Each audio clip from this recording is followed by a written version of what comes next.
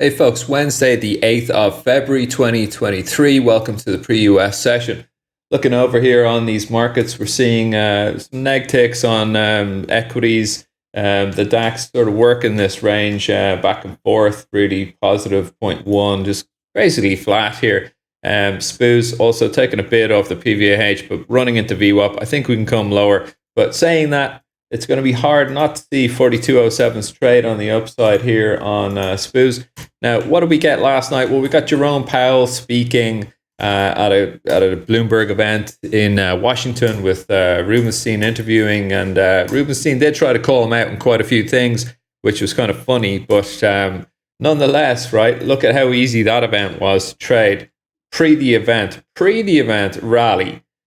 When the speech gets underway, we pull back. So we pre the event new high, mega new high on the session. When the event kicks off, we make a new low. And then when the event is over, we make a new high. So, that's how easy it is in trading land. All right. So, something I've been saying with the guys this morning is that really, it's very, very tricky to conquer the day time frame scenario at the moment. You've really got to be quick and you got to be nimble to take your profits on these trades. You can't be sitting in trades for a huge amount of time, looking for a big sort of runaway continuation sort of stuff. You got to, once you get this rally to the top of the day, bang, you got to take your profits, sit in your hands, then make a new low, bang, get long, sit in your hands into testing on the highs again.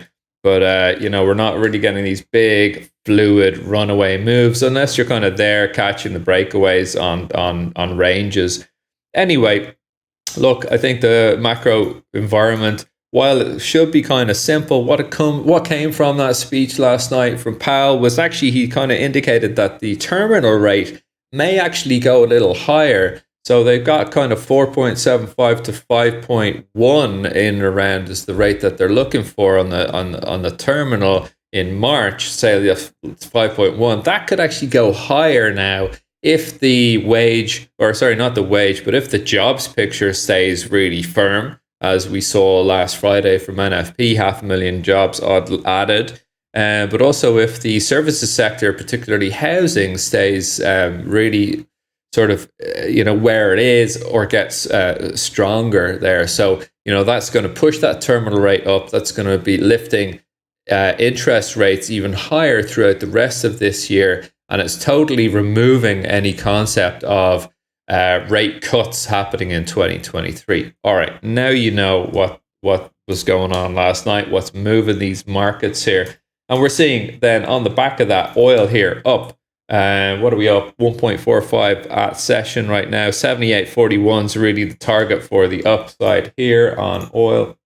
What is that level? Well, that's this little low, middle of this range here for oil. Do I think we can get above? Yeah, I think we can get above here. Whether we can sustain that then to 81.56s, which is pretty much this range high, will remain to be seen at this time. I think I think we can get to certainly 80.67s, which is Q plus 1 for the team, guys.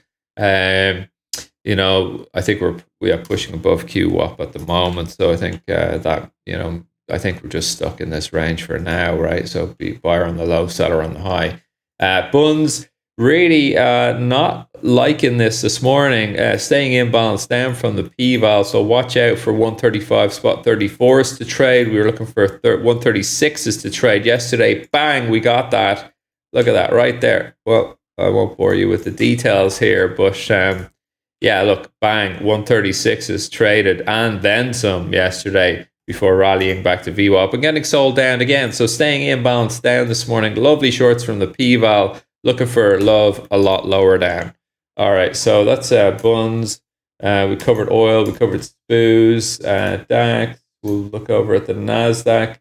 I can't remember what we were issuing as guidance yesterday on NASDAQ, but I think we were looking for, just to be aware of this range really. And so we actually didn't fully trade either at the bottom of this gap here, 12,421s, which will still keep an issue on that area for a long But we just kind of flummoxed around near the bottom of this pink range here at 12,447s. Didn't actually even trade that, and then BAMO. But, look, the market clearly was waiting for Jerome Powell to be talking in Washington yesterday. So what else can we look at here? Dollar, interestingly, testing the 2020 high, coming down from above. Let's call it 103 handle.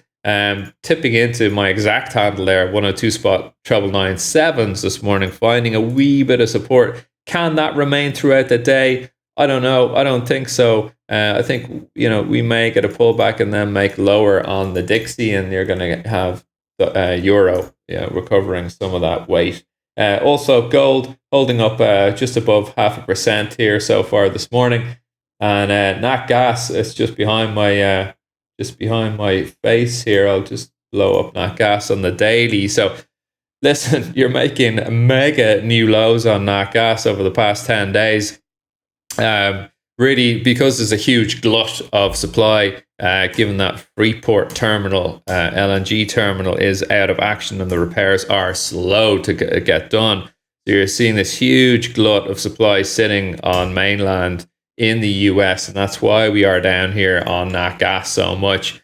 Do I like the longs from here? Hell no, I don't, because not until we hear out of Freeport that they fix these problems can we look for longs here. But really, if you want to get clever with it, I think, there's a couple of elements that you would be using as part of the alpha edge that we use here in Duggan Capital that will allow you to kind of pick a really nice area. And I suspect just from looking at this, I think it's going to be somewhere around 2.446 for the longs to get back up to at least 2.963. And that's a huge trade. But fortune favors the brave. He who dares wins, Rodders. So, you get in there, have a look at Nat Gas at the moment, because you could time that quite nicely. Anyway, that's it for me for another pre-US session. Take care out there. Cheers.